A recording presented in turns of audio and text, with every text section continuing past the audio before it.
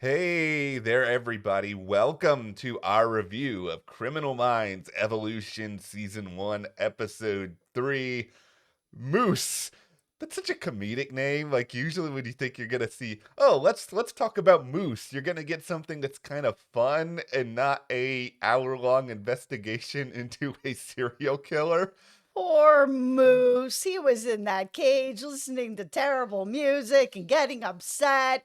Felt really bad. But we finally got like a really deep dive into a killer on this show. And we have seen that when it was on network TV with Mr. Scratch a little bit and some others. But really, we had like a full episode where we were really getting to know the man that the BAU is fighting. So we're going to talk about Mr. Elias Voit, what makes him interesting, what we may or may not have wanted from this episode. Was it too edgy? Was it too crazy? Before we get into any of that, go ahead and hit that subscribe button. We are going to be here through all of Criminal Minds Yep. Evolution, taking you through all of the BAU, what may not be the BAU. Why people always got to be trying to shut down the BAU, but I know. we're going to talk about all that. So hit the subscribe button so you don't miss anything else. We're also covering NCIS here at the channel and Yellowstone. So, yeah, hit that subscribe button. Follow us over on Instagram, Matt and Jess TV. Okay, let's start with the question that we asked Yeah. in the thumbnail. Is this show too edgy? Because I've seen a lot of you in the comments that are kind of on the same page as us, where Yeah. we're like, it is not too edgy. For me, this feels like what the show always should be. Hearing Rossi drop the F bomb in every episode makes sense for this character. It always felt like he was almost there on network TV, but he just couldn't go to where he needed to go. And now he feels like a fully rounded character, the way that I guess in my mind, I always thought that Rossi would be someone who'd be like F bomb, F bomb, F head, F bomb. Yeah. And here we are. Okay. I'm about to have a really terrible pun. I say this in advance because I don't want anyone to leave. So just fast fast forward. I always get flash forward and fast forward confused. Fast forward 5 seconds if you don't want to hear this. Okay, here we go. TV has undergone an evolution All right. over the past several years. And you know what? 15 years ago, I think you can easily sort of put Criminal Minds on TV and say, hey guys, look how realistic this is. Look how much, we're seeing how BAU agents would interact. But I think the difference is now we've been kind of conditioned mentally because of, shows on Netflix, HBO, or whatever else to be like, okay, people swear a lot in life. Like that is just sort of the nature of the beast. And I think if Criminal Minds sort of went back and did the exact same show they did 10 years ago, it wouldn't feel as relevant and it wouldn't feel as realistic. I just think times have changed and that's why it doesn't feel too edgy to me like at all. Like I could even go edgier. I could go crazier. I'm fine with all of that. Yeah, for me, when Criminal Minds first came on the air, I thought it was really edgy. I was like, wow, this is on network TV. This is so dark. Yeah. Like, these cases are so dark. I was really shocked by a lot of what they were showing on network TV. So, yeah, I expected at least this moving Yeah. to a streaming service. And I mean, they have had some more sort of really dark stuff, like with Moose the dog. I mean, that was really difficult to watch. Like, Yeah. there is some darker stuff going on the show, but I did expect it because it was so edgy when it first was on TV and it was so dark. I expected them to like really go down the hole here on streaming service. Now, that doesn't mean that it's bad because it's not. The No. show is actually quite good. I'm very excited it's back and I have been really enjoying it.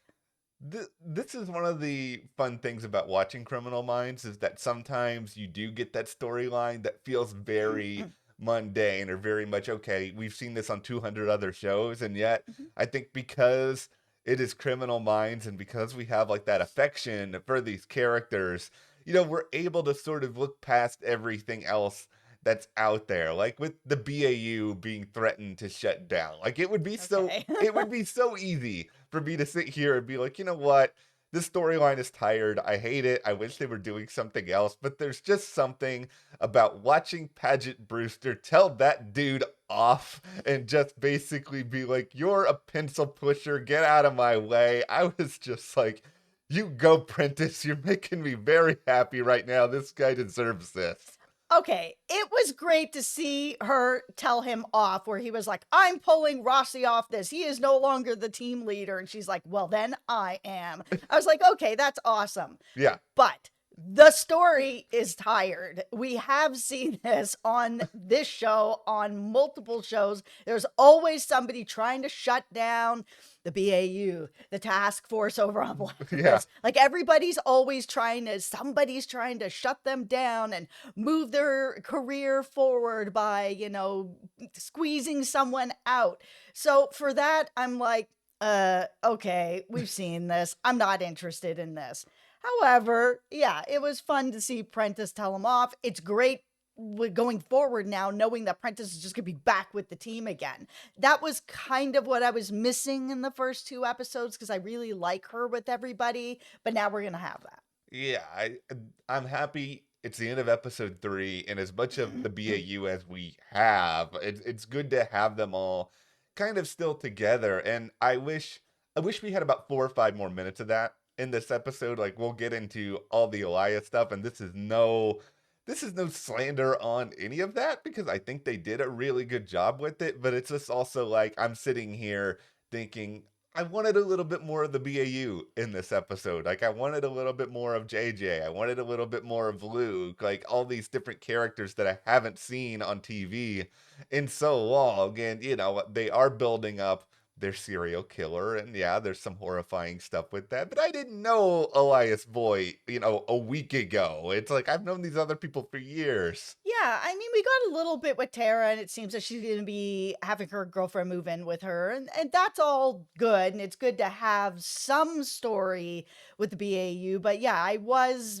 missing a little bit more of that, but at the same time, listen, they're changing things around. They want us to get to know this killer, why he's doing this, what's going on. We've learned that he's married, he's got 2 kids, he lives a fairly comfortable lifestyle, but he's in debt. The wife doesn't really know what's going on. He's been trying to juggle money and figure things out with money. Now one of his kids has gotten into private school. He tried to tell his wife, like, hey, maybe we can't afford this. Like, we were just on lockdown. And now our reserves are kind of dry. We don't really have money. But she's like, we'll figure it out. And you can see that he's kind of getting run over in the household, where he's trying to make everybody as happy as he can. He goes back to his work to be like, hey, I need to get back on the road. And they're like, sorry, your job is being phased out, and, you're not going to be really doing anything.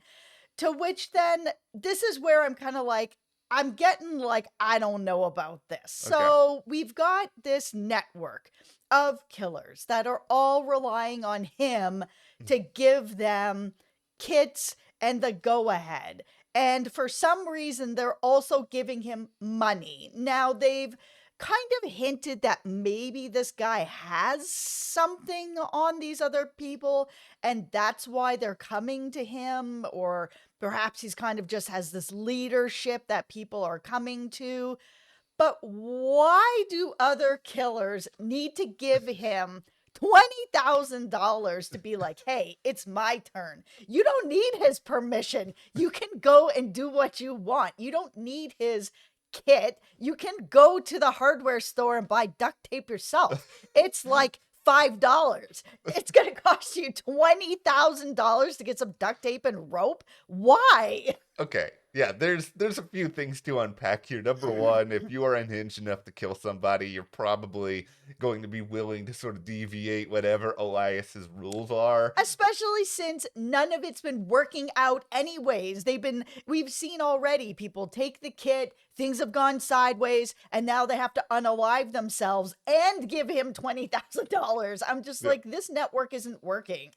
What they really need to do with this, and maybe we'll get this in episode 4, it's just, I want to see more of Elias cult leader status here. Like, we we cover Yellow Jackets at the channel, and we're going to be doing season 2. And I want to see Elias Voit Antler Queen for people who are watching that show. Somebody who is like that influential that will get people to do things that are really horrifying, even against their better judgment. Something where they feel like they have to follow him because he makes them feel like they're a part of something. And if these people are unstable who are committing these crimes, there needs to be a reason why he is the ringleader beyond just like a reasonable amount of charisma. And to me, that's sort of the missing link here. I can get behind, okay, he is, an unhinged serial killer because we've seen plenty of those on Criminal Minds. And it's Mhm. one thing for it to be one person, but for it to be like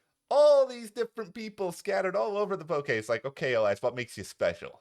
He needs charisma. There needs to be something, whether it is that he would have some sort of charisma, which he doesn't, or he has not so much knowledge of something that these people have done. Like if they've killed somebody else and he knows about it, that he'll be like, well, I'm going to tell on you if you don't, follow my regimen. But if that's the same sort of case, then they would have that on him too, to be like, oh, you're going to tell on me, I'm going to tell on you. Like, I just don't know what it is about this guy that people are doing this with. Now, they've kind of hinted that it had to do with the whole health crisis, that, we had killers that were locked up and unable to go and do stuff because there was less people out. Now, we've all lived through this and we Yes. know that that's not exactly the case here. Like people were still going out, getting their groceries. There were still some things that were open, and you didn't not have access to people. You could break into people's homes. You know that everybody's at home. So you know that there are people in their homes. Like, I really want to know how this came together, that this guy was able to get money and control like this over other unhinged people. It's the big central question that they're not really answering right now, and I hope we do get it. Like I want to be I as think we will. yeah, if we're gonna have a full season with this guy as like the central unsub. I think we need to spend that time sort of building up everything. Now, there is one thing about Elias that I'm gonna make this very clear. I do not understand it to the point where, I want to go out and kill people. I'm not a serial killer, but I am like, okay, I get why you're annoyed. And this is the let's bring the guy around. Hey, you want to buy something from the catalog for some charity? And then he's like getting antagonized into doing it. I grew up in a small town. This stuff happened all the time, and it was incredibly irritating. Usually it was stuff like popcorn or like, Girl Scout cookies, which everyone likes Girl Scout cookies, but nobody wants to be bullied into buying them. Don't open your door.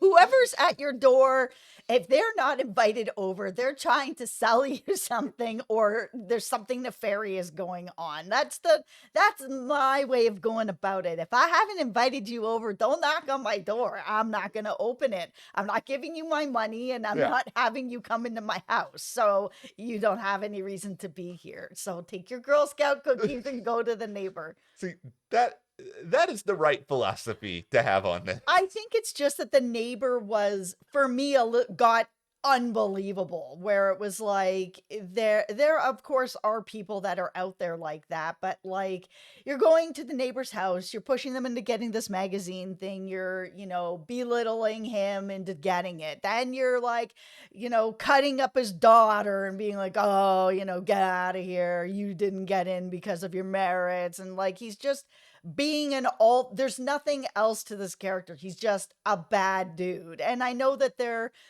using that to get, our killer more antagonized, but like there needs to be a little balance so that he feels like a real person.